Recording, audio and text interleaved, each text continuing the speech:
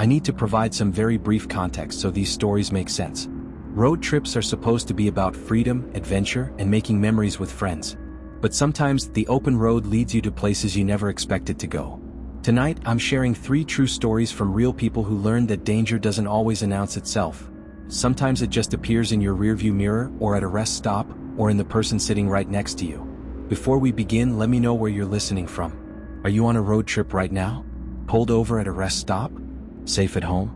Drop it in the comments. Let's get started. Story 1. The Convoy.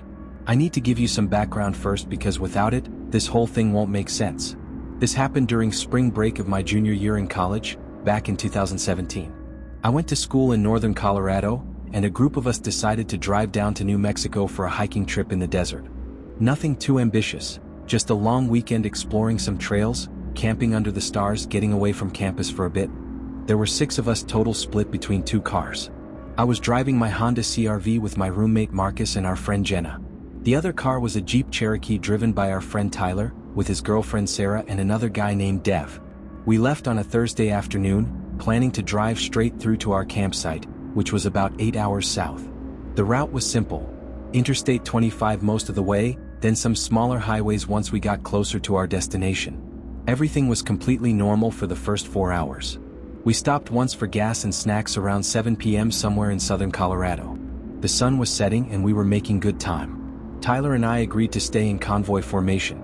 His Jeep in front, my CR-V following about 50 yards behind. It just made sense to stay together, especially once it got dark. Around 8:30 p.m. we crossed into New Mexico. The landscape changed quickly. Fewer towns, longer stretches between exits, darker roads. The kind of darkness you don't really get near cities. Complete, total blackness beyond the reach of your headlights. About 20 minutes after crossing the state line, I noticed headlights behind us. Nothing unusual about that. We were on a highway. But after a few miles, I realized the vehicle behind us was maintaining the exact same distance. Not passing, not falling back. Just staying there. Marcus noticed too. That truck's been behind us for a while, he said. I checked my mirrors. It was a pickup truck, dark colored, though it was hard to tell exactly in the darkness. The headlights were bright, those aftermarket LED ones that some people install. Probably just going the same direction, I said. But 10 minutes later, when Tyler's Jeep took an exit to switch highways, the truck followed us, still maintaining that same distance. Okay, that's a little weird, Jenna said from the back seat.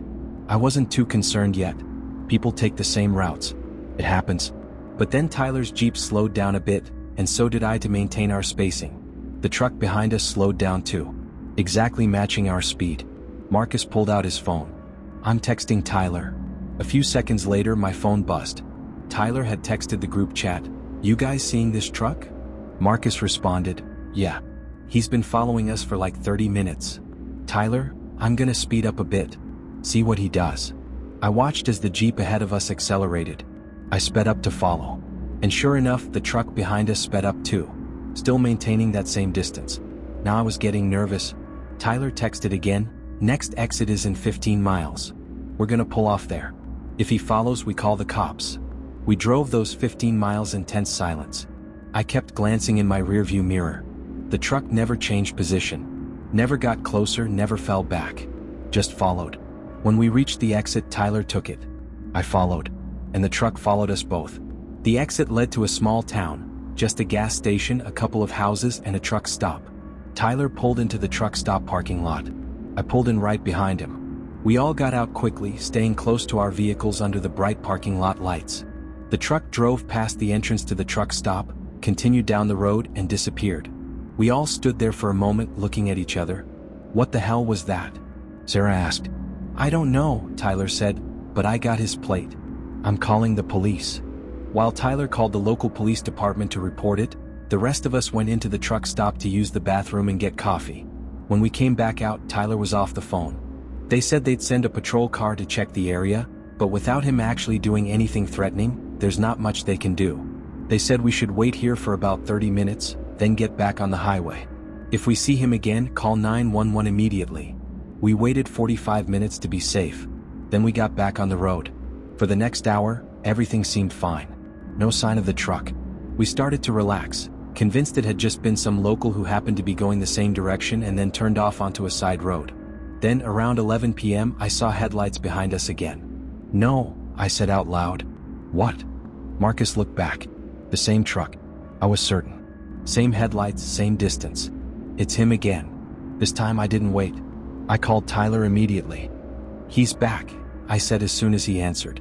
"I see him. I'm calling 911. I watched as Tyler's Jeep accelerated. I followed, pushing my CRV to 85, then 90 miles per hour. The truck stayed with us. Tyler was on the phone with 911, giving them our location, our direction, describing the truck. The dispatcher told him to stay on the highway and that they were sending units to intercept. We drove like that for maybe 10 minutes, flying down the dark highway with this truck following us. Then I saw something ahead, flashing lights. A police car was pulled across the highway with its lights on, forming a partial roadblock. Tyler slowed and pulled over. I pulled over behind him. And the truck didn't stop. It swerved around the police car and kept going. 2 more police cars came from the opposite direction, lights flashing, and took off after the truck. A state trooper approached our vehicles and asked if we were okay. We told him everything, the initial following, the truck stop, the fact that it had come back and followed us again. The trooper took our statements and told us to wait. About 20 minutes later, another trooper pulled up. "We stopped the vehicle about 6 miles up the road," he said. "There were 3 men inside. They're being questioned now." "What did they say?" Tyler asked. The trooper hesitated. "They claimed they were just driving to Albuquerque. Said they didn't realize they were following you." "That's bullshit," Marcus said.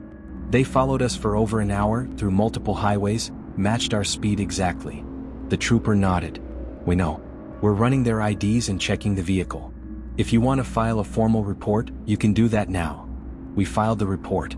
The trooper told us they'd be in touch if they found anything. We continued to our campsite, finally arriving around 2 a.m. None of us slept well that night. The next day, I got a call from the state police. The truck had been reported stolen 3 days earlier from a town about 200 miles away. The 3 men in it all had outstanding warrants. One of them had a weapon in the vehicle. The detective I spoke with didn't say it directly, but the implication was clear. We had been targeted. The truck had been following us with intent. What were they planning to do? I asked. "Hard to say for certain," the detective said. "But based on their history and what we found in the vehicle, nothing good." He told me that the men claimed they were looking for an opportunity to pull us over, maybe fake a breakdown, get us to stop and help, then rob us. The fact that there were 2 vehicles complicated that plan, which might be why they kept following, waiting for one of us to split off. We cut the trip short. Left the next morning and drove straight back to Colorado. We stayed in convoy the whole way, and Tyler called the police immediately anytime a vehicle stayed behind us for more than a few minutes. I still think about it sometimes. About how close we came to stopping on that dark highway. About what would have happened if Tyler hadn't been paying attention, if we hadn't stayed together, if we hadn't called the police when we did. Road trips don't scare me anymore. But I never drive at night on empty highways without thinking about that truck. And I always pay attention to who's in my rearview mirror. Story 2, The Hitchhiker. I've always been a really private person, so sharing this story publicly goes against every instinct I have. But I was recently thinking about how it would be a shame to take this to my grave without warning someone else who might be in the same situation I was. So here goes. This happened in the summer of 2015. I was 26 years old, working a dead-end job in Seattle, and I needed a change. I'd been planning a solo road trip across the country for months, Seattle to Boston, taking my time, seeing things I'd never seen, clearing my head. I left on a Saturday in early July. Spent the first few days driving through Montana and North Dakota, staying in cheap motels, eating at diners, enjoying the solitude. On day 4, I was driving through South Dakota on Highway 90 heading east. It was late afternoon, maybe 5 p.m., and I was starting to think about where I'd stop for the night. That's when I saw him. A guy on the side of the road, thumb out, backpack at his feet. He looked to be in his early 30s, clean cut, wearing a t-shirt and jeans. Nothing about him seemed dangerous or suspicious. I've never picked up a hitchhiker before. My parents drilled into me from a young age that you never, ever pick up strangers on the road. But something made me slow down. Maybe it was the loneliness of the trip. Maybe it was the fact that he looked harmless. Maybe I was just being stupid. I pulled over about 20 yards past him and waited. He jogged up to the passenger window, smiling. "Hey, thanks for stopping. I'm headed to Mitchell. Is that on your route?" Mitchell was about 40 miles ahead. I was planning to drive past it anyway. "Yeah, I can get you there," I said. He threw his backpack in the back seat and climbed in front. I really appreciate it. I've been out here for like 2 hours. We started driving. For the first 10 minutes, everything was fine. He introduced himself as Aaron. Said he was traveling from Wyoming to his sister's place in Minnesota. His car had broken down 2 days ago, he'd sold it for parts, and now he was hitchhiking the rest of the way. The story seemed plausible. He was friendly, polite, made normal conversation about the weather and the landscape. But then I noticed something. He kept looking at my GPS. Not just glancing at it, but really studying it. Looking at the route, the exits coming up, the distance to different towns. "You take this route often?" he asked. "No, first time," I said. "Where are you headed?" "Final destination, Boston." He nodded slowly. "Long drive. You doing it alone?" That question made something in my stomach tighten. "Yeah," I said. I don't know why I told him the truth. I should have lied. "That's brave," he said. "Lot of empty road between here and there. Lot of places where you wouldn't see another car for hours." The way he said it wasn't quite threatening, but it wasn't friendly either. It was observational, clinical. I kept driving, but now I was alert, paying attention to his body language, his tone, where his hands were. A few miles later, he asked if I could pull over at the next rest stop. Said he needed to use the bathroom. There was a rest stop coming up in about 5 miles. I told him okay.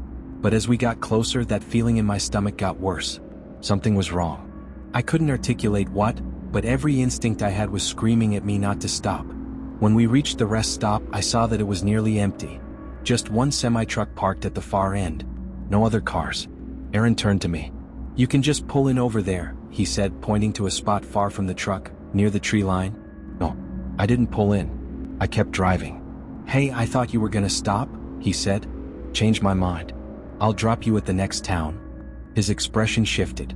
Just slightly. The friendliness disappeared. "I really need to use the bathroom," he said. "There'll be gas stations in Mitchell." He didn't say anything for a moment. Then, "You don't trust me." I kept my eyes on the road. "I don't know you." "That's fair," he said quietly. We drove in silence for maybe 5 minutes. Then he spoke again. "Can I ask you something?" "Sure." "Do you have family expecting you in Boston? Like people who know your route? Your schedule?" My hands tightened on the steering wheel. "Why are you asking me that?" "Just curious. Solo road trips can be dangerous. Good to have people checking in on you." "I have people checking in," I lied. "That's smart," he said. Another few minutes of silence. Then I noticed he was looking at my phone in the cup holder between us. "Nice phone," he said. "New model?" I moved the phone to my lap without responding. We were about 15 miles from Mitchell when he spoke again. "Actually, you can just drop me here. There's a side road coming up where my buddy's meeting me." I looked ahead. There was a side road, barely visible, leading off into farmland. No houses. No buildings. Just fields and trees. "I thought you were going to Mitchell," I said. "Plans changed. My buddy can pick me up here." Every part of me knew that if I stopped on that side road, something bad was going to happen. "I'll take you to Mitchell," I said. "It's only a few more miles." His jaw tightened. I said, "Drop me here." And I said, "I'll take you to Mitchell." For the first time, his mask slipped completely. "Pull over. Now." I didn't pull over. I accelerated. He reached for the wheel. I jerked it away from him, swerving slightly but maintaining control. "Touch this wheel again and I'll drive us into a ditch at 80 miles an hour. Your choice." He pulled his hand back, but his expression was cold now. Calculating. I grabbed my phone with one hand, keeping the other on the wheel, and dialed 911. The operator answered. I spoke clearly and loudly. "I'm on Highway 90 eastbound, about 10 miles west of Mitchell, South Dakota. I have a male passenger who is threatening me. I need police assistance immediately." The operator started asking questions, but Aaron cut in, speaking to the phone. "This is a misunderstanding. Tell her it's a misunderstanding." I ignored him. Gave the operator my license plate number, description of my car, described Aaron. Aaron tried one more time. "Seriously, just drop me off anywhere. I'll get out." "No problem." "Stay on the line," the operator told me. "Units are being dispatched." We drove the longest 10 minutes of my life. Aaron sat rigid in the passenger seat, staring straight ahead. I kept the phone on speaker, the operator talking to me, keeping me calm. Finally, I saw lights ahead. 2 police cars parked across the highway. I slowed down and stopped. Aaron didn't move. Officers approached both sides of my car. One tapped on Aaron's window. "Step out of the vehicle, sir." Aaron got out slowly. They separated us immediately, took our statements. When I told them what happened, the questions he'd asked, the attempt to get me to stop at the rest area, the side road, grabbing for the wheel, the officers exchanged looks. They ran Aaron's ID. Came back 20 minutes later. "Do you know who you picked up?" one officer asked me. He said his name was Aaron. That's not his real name. He's got outstanding warrants in 3 states. Assault, robbery, 1 attempted kidnapping charge from 6 years ago. My legs almost gave out. The officer continued. "We need you to come to the station and make a formal statement. He's being arrested, but we need your account of what happened." I gave my statement. Found out later that Aaron, his real name was something else which I won't share, had been flagged by multiple police departments for targeting solo travelers. His method was always the same: hitchhike, gain trust, get the driver to stop somewhere isolated, then rob them. Sometimes worse. The phone he'd been admiring? They found a knife in his backpack, along with zip ties, duct tape, and a second ID. I think about the moment I decided not to pull over at that rest stop. About the instinct that told me something was wrong even when I couldn't articulate why. I finished my road trip, made it to Boston. But I never picked up another hitchhiker. And I never will. Because sometimes the person asking for help is the most dangerous person on the road. Story 3, the service station. I'm going to keep certain details vague because I don't want this traced back to me, but I need to tell this story because I think it could help someone else avoid what I went through. This happened about 3 years ago. I was driving from Phoenix, Arizona to Denver, Colorado for a job interview. It was a big opportunity and I'd planned the trip meticulously. Leave Friday afternoon, drive until about 10 p.m., stay in a hotel, finish the drive Saturday morning, interview Monday. Everything went according to plan for the first leg. I stopped in Flagstaff for dinner, then continued north on I-17, planning to stop in a town called Winslow for the night. But around 9 p.m., somewhere between Flagstaff and Winslow, my car started making a noise. A grinding, clicking noise from somewhere under the hood. I'm not a car person, but I knew it wasn't normal. I checked my GPS. The next town was about 30 miles ahead. I decided to chance it and keep driving. The noise got worse. 5 miles later, my check engine light came on. Then my oil pressure light. I pulled over on the shoulder and called AAA. The operator told me a tow truck would take about 2 hours to reach me. 2 hours sitting on a dark highway shoulder didn't appeal to me, but I didn't have much choice. I was getting ready to settle in when I noticed something in my GPS. There was a service station about 3 miles ahead, just off the highway. It didn't show up as a regular gas station. It was labeled Auto Repair. I figured if I could limp my car there, at least I'd be off the highway and maybe, if I was lucky, they could take a look at it that night. I started the car carefully and drove slowly to the exit. The service station was visible from the off-ramp, a small building with a single garage bay and a couple of gas pumps out front. The lights were on. I pulled into the lot and got out. The place looked old but maintained. There was a sign that said 24-hour service above the garage door. I walked to the front office. Through the window I could see someone sitting at a desk. I knocked. A man in his 50s, wearing a grease-stained work shirt, came to the door. "Help you?" he asked. I explained the situation. The noise, the lights, the fact that I was trying to make it to Winslow. He listened, nodded. "Pop your hood. Let me take a look." I did. He spent about 5 minutes poking around under the hood with a flashlight, then straightened up. "You've got a pretty serious oil leak. Looks like your gasket's blown. You drive this thing much further, you're gonna seize the engine. Can you fix it?" I asked. He shook his head. "Not tonight. I'd need to order the part. Earliest I could get it is Tuesday, maybe Wednesday." My heart sank. "I have a job interview in Denver on Monday." He shrugged. "I can't help with that. But I can tell you that you're not driving this car there. You try, you'll be stranded somewhere a lot worse than here." I called AAA back and canceled the tow. Asked the mechanic if there was a hotel nearby where I could stay. "There's a motel about a mile down the road," he said. "I can have my son run you over there if you want." I hesitated. I didn't love the idea of getting into a car with a stranger, but I was exhausted and I didn't see another option. "That would be great. Thank you." He walked to the garage and called out, "Kyle, come here a second." A younger guy, maybe early 20s, emerged from the garage. The mechanic explained the situation and Kyle nodded. "Yeah, I can take her. Let me just wash up." While Kyle washed his hands, the mechanic asked for my keys so he could pull my car into the garage overnight. I gave them to him. Kyle came out a minute later and led me to a pickup truck parked behind the building. We got in and he started driving. The motel was, as promised, about a mile down the road. A small, single-story building with maybe a dozen rooms. Kyle pulled into the parking lot. "Here you go," he said. I thanked him and got out. He drove away and I walked to the office. The guy at the desk was watching TV and barely looked up when I asked for a room.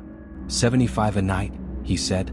I paid with my credit card, got a key and found my room. It was basic but clean. I called my contact in Denver, explained that I'd have to reschedule the interview, then tried to settle in for the night. But I couldn't shake this feeling.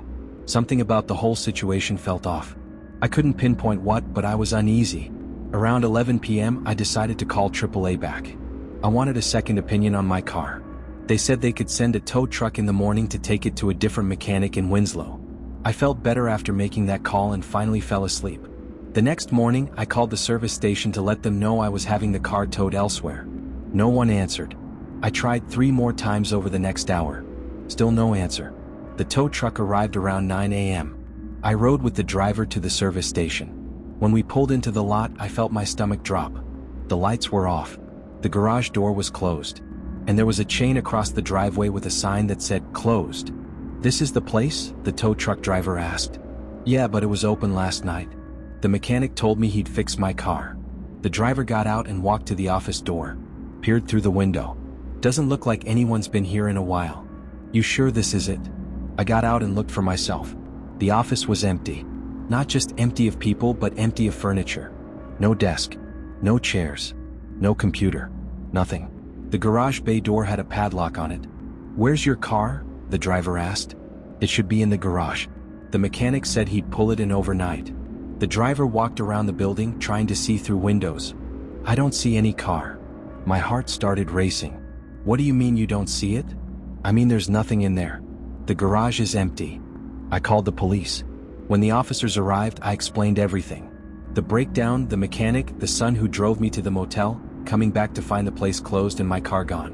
They took my statement, checked the building, confirmed that it was indeed empty and appeared to have been closed for some time. "You said you gave them your keys?" one officer asked.